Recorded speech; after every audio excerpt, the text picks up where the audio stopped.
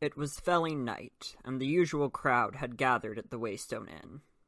5 wasn't much of a crowd, but 5 was as many as the Waystone ever saw these days, times being what they were. Old Cobb was filling his role as storyteller and advice dispensary.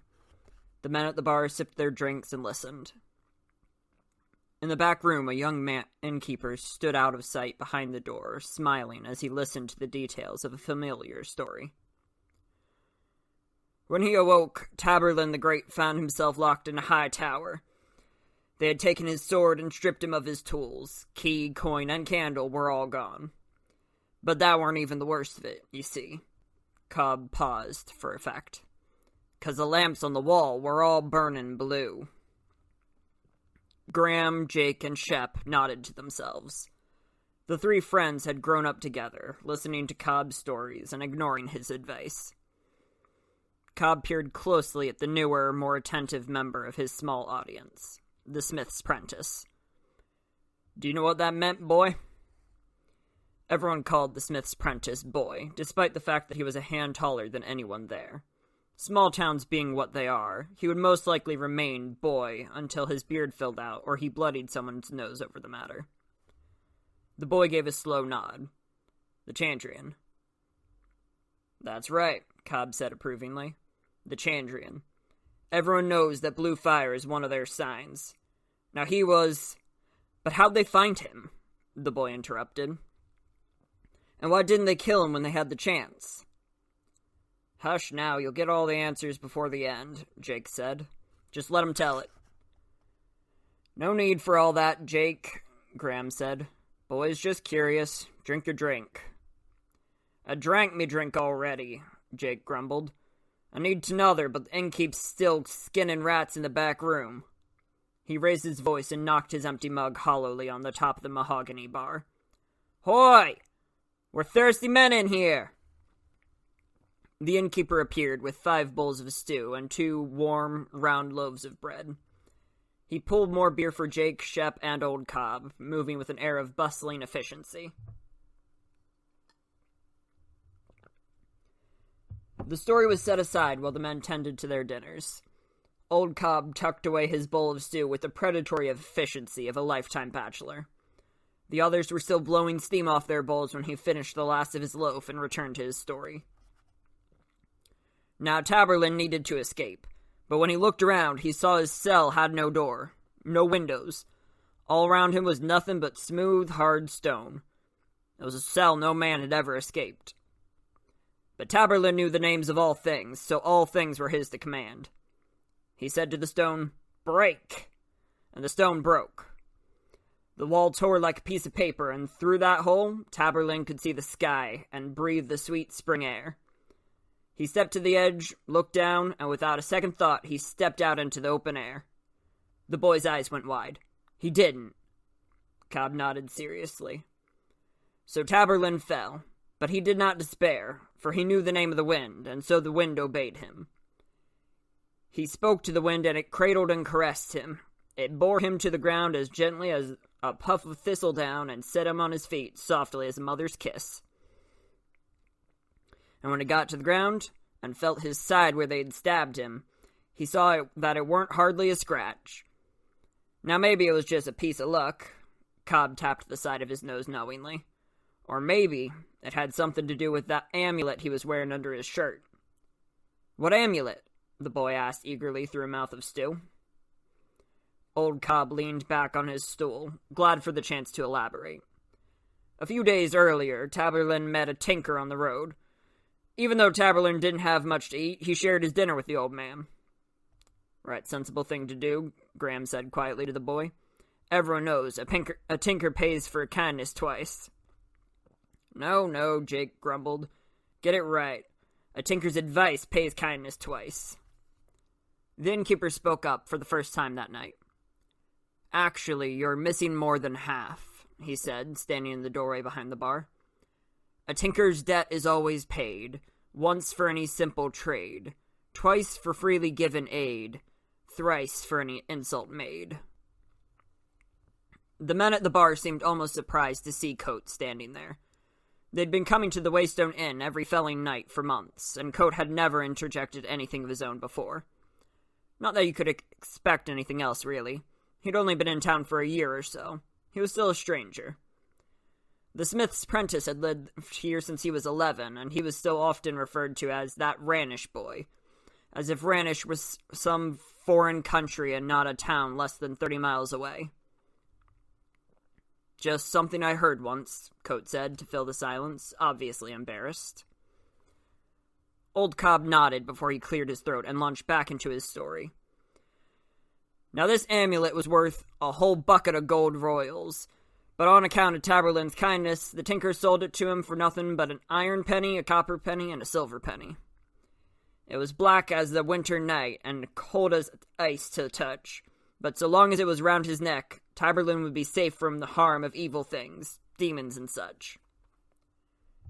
"I'd give a good piece for such a thing these days," Shep said darkly. He had drunk most and talked least over the course of the evening.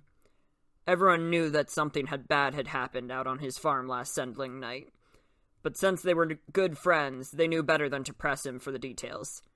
At least not this early in the evening, not as sober as they were.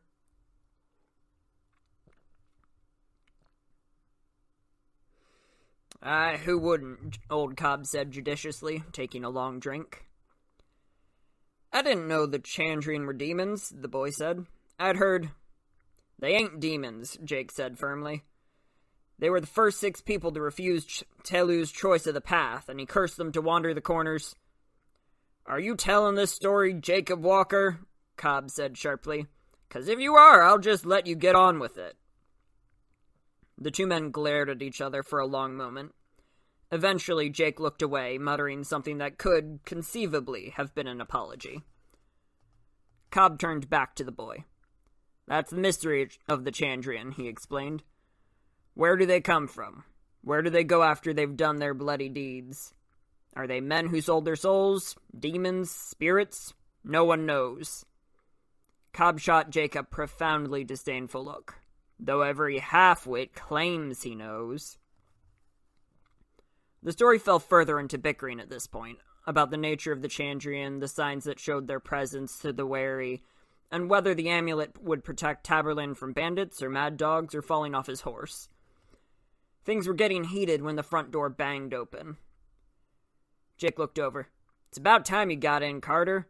Tell this damn fool the difference between a demon and a dog. Everybody know—" Jake stopped mid-sentence and rushed to the door.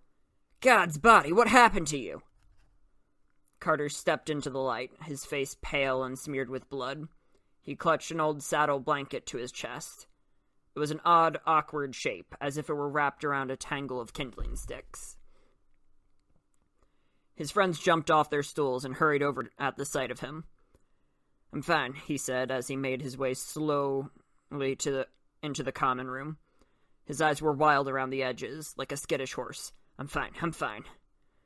He dropped the bundled blanket onto the nearest table, where it knocked hard against the wood, as if it were full of stones. His clothes were crisscrossed with long, straight cuts.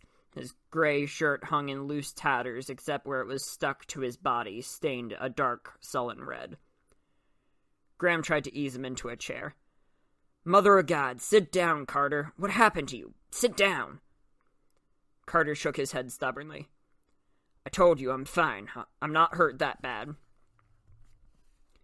"How many were there?" Graham said.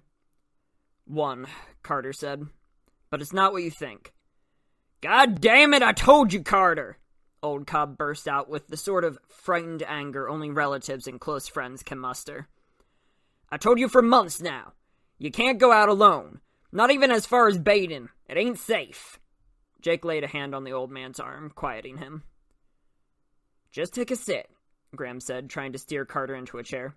"Let's get that shirt off you and get you cleaned up." Carter shook his head. "I'm fine. I got caught up a little, but the blood is mostly Nellie's. It jumped on her.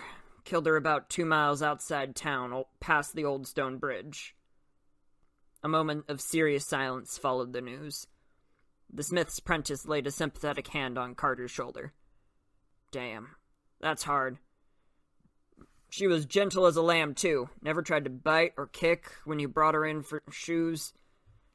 Best horse in town. Damn, He trailed off. Damn, I don't know what to say. He looked around helplessly. Cobb finally managed to free himself from Jake. I told you, he repeated, shaking a finger in Carter's direction. There's folks out lately that would kill you for a pair of pennies, let alone a horse and cart. What are you gonna do now? Pull it yourself? There was a moment of uncomfortable silence.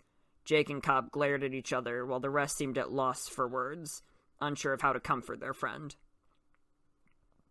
The innkeeper moved carefully through the silence. Arms full, he stepped nimbly around Shep and began to arrange some items on a nearby table. A bowl of hot water, shears, some clean linen, a few glass bottles, needle and gut.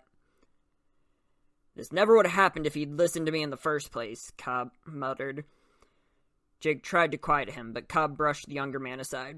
I'm just telling the truth. It's a damn shame about Nellie, but he better listen now or he'll end up dead. You don't get lucky twice with these sort of men. Carter's mouth made a thin line. He reached out and pulled the edge of the bloody blanket. Whatever was inside flipped over once and snagged on the cloth. Carter tugged harder, and there was a clatter like a bag of flat river stones upended onto the table. It was a spider, as large as a wagon wheel, black as slate. The smith's apprentice jumped backward and hit a table, knocking it over and almost falling to the ground himself. Cobb's face went slack. Graham, Shep, and Jake made wordless, startled sounds and moved away, raising their hands to their face. Carter took a step backwards that was almost like a nervous twitch. Silence filled the room like a cold sweat.